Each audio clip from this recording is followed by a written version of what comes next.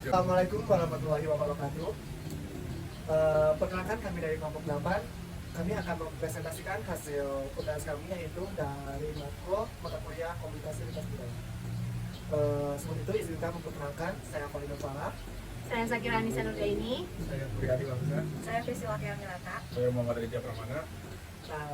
Sesudah itu kita akan langsung melanjutkan ke presentasi saya. Yang pertama ada manusia sebagai homo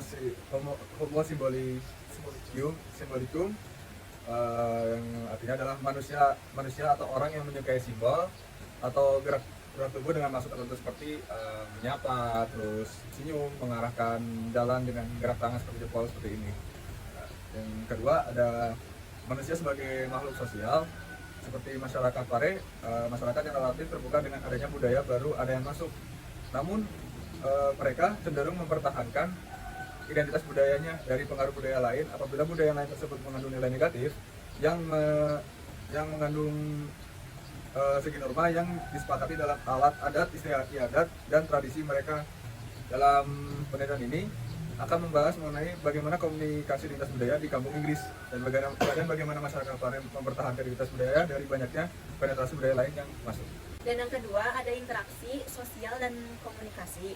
Pada kehidupan bermasyarakat, manusia tidak dapat melepaskan diri dari aktivitas berkomunikasi. Apalagi masyarakat tersebut bertempat tinggal bersama, maka masyarakat Pare dan murid kampung Inggris pun tidak dapat terhindarkan. Dalam hal ini, kita dapat menyimpulkan bahwa aktivitas komunikasi di kampung Inggris merupakan komunikasi lintas budaya. Oleh karena itu, antara komunikator dan komunikan berasal dari kebudayaan yang berbeda. Dan yang keempat, hubungan timbal balik komunikasi dan budaya.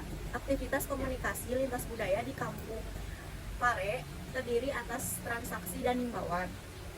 Dalam dimensi sosial budaya, masyarakat Pare yang berkebudayaan Jawa, transaksi adalah tindak komunikatif yang muncul dari peristiwa komunikatif berupa interaksi sosial murid pendatang kepada masyarakat Pare yang bertujuan untuk memenuhi kebutuhan hidup, sedangkan himbauan adalah tindak komunikatif yang muncul dari peristiwa komunikatif berupa interaksi sosial masyarakat Pare kepada murid pendatang untuk himbauan supaya murid pendatang mematuhi nilai-nilai budaya masyarakat Pare.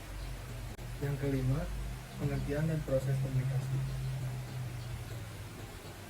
Menurut Putra 2016.12, komunikasi lintas budaya adalah komunikasi yang terjadi di antara orang-orang yang berbeda kebudayaan, baik dalam bentuk rasial, etnis budaya maupun kelas-kelas sosial seperti ekonomi, gender, dan politik. Nomor 6, fungsi komunikasi.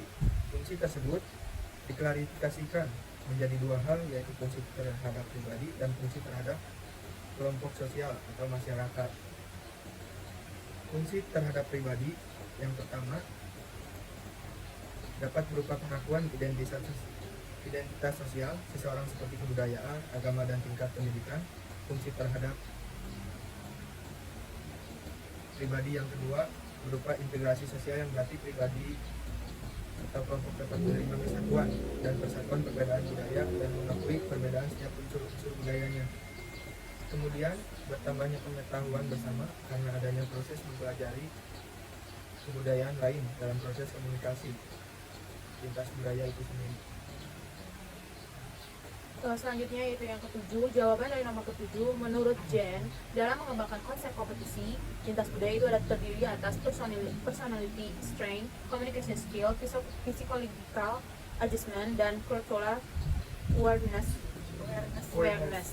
Personality strength adalah pribadi yang teguh pendirian dalam menunjukkan identitas budayanya, menunjukkan communication skill, kemampuan pengolahan kata dalam berbicara, dan psikological adjustment ialah kemampuan individu untuk responsif dalam komunikasi lintas budaya untuk saling melengkapi dan menghargai pihak lain dalam berkomunikasi. Lalu selanjutnya di jawaban nomor 8 ialah pengertian komunikasi lintas budaya dan pengertian komunikasi antar budaya. dan perbedaannya. Pengertian komunikasi lintas budaya terjadi karena perbedaan budaya dalam kehidupan masyarakat merupakan hal yang wajar yang biasa ditemukan di dalam masyarakat. Menurut Putra, komunikasi lintas budaya adalah komunikasi yang terjadi di antara orang-orang yang berbeda kebudayaan, baik dalam bentuk rasial, etnis, entitas budaya, maupun kelas-kelas sosial seperti ekonomi, gender, dan politik. Komunikasi antar budaya ialah komunikasi yang terjadi di antara orang-orang yang memiliki kebudayaan yang berbeda, bisa beda ras, etnik, atau sosial, ekonomi, atau gabungan dari semua perbedaan ini. Sebenarnya komunikasi lintas budaya dan antar budaya itu sama saja, cuman mereka juga memiliki perbedaannya, yaitu dari cara komunikasi antar budaya, yaitu terletak dari istilahnya, proses, dan serta bagaimana cara mereka berkomunikasi. Oke, selanjutnya dari nomor 9 itu, komunikasi selain itu lebih membangun efektif dan juga pasifan untuk komunikasi lintas budaya tersebut itu sangat membangun nih, karena menurut komunikasi lintas budaya yang ada di kampung Inggris itu yang ada di Pare itu sebenarnya itu tuh culture atau budaya yang dari turun temurun. Jadi dari budaya si Goa tersebut itu bisa masuk ke Pare, tapi agar si Pare tersebut itu tidak berkurang si popularitas penduduk yang ada di sana. Jadi makanya si pulau maaf.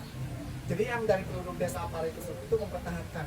Jadi tidak hanya melebihkan si popularisasi dari si pihak desa Pare maupun tidak.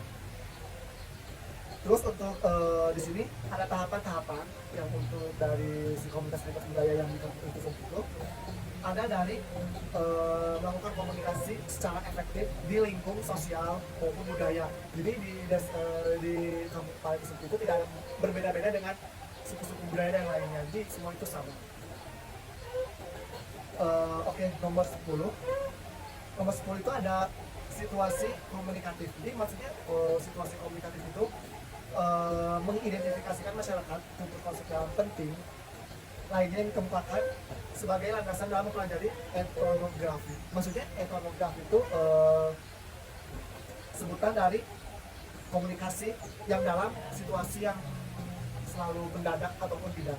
Jadi sini dijelaskan bahwa analisis peristiwa komunikatif tersebut dimulai dengan mendeskripsikan komponen-komponen yang ada di sekitar si kampung Pare tersebut. Jadi di dalam komunikatif itu memiliki macam-macam seperti ada genre-nya atau tipe peristiwa, topik, tujuan, yang maksud dan tujuan untuk melakukan atau mendatangi si desa kampung Pare tersebut. Jadi di dalam komunikatif ini memiliki pesan-pesan moral. Pesan-pesan moral itu yang tidak hanya pesan hanya secara langsung maupun tidak langsung. Selanjutnya, jurnal yang kami ambil yaitu berjudul Komunikasi Lintas Budaya dalam Proses Belajar Bahasa Inggris di Kampung Inggris Kediri. Karya ini dibuat oleh Alfi Syahri Putra dan Didi Kurniasyah Putra. Teori yang digunakan adalah metode etnografi, komunikasi dengan pendekatan penelitian kualitatif, dan teori yang digunakan adalah teori global, komunitarianisme, dan kesimpulan dari kelompok kami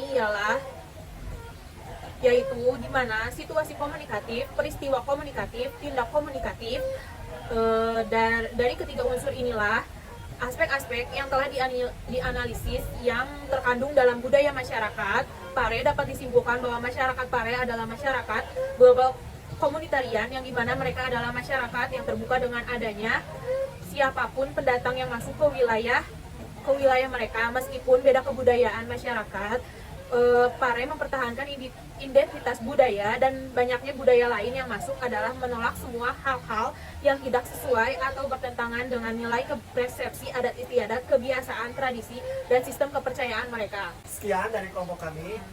Mohon maaf apabila ada kesalahan kata atau disengaja maupun tidak sengaja. Wabillahi taufiq wal hidayah. Wassalamualaikum Warahmatullahi wabarakatuh.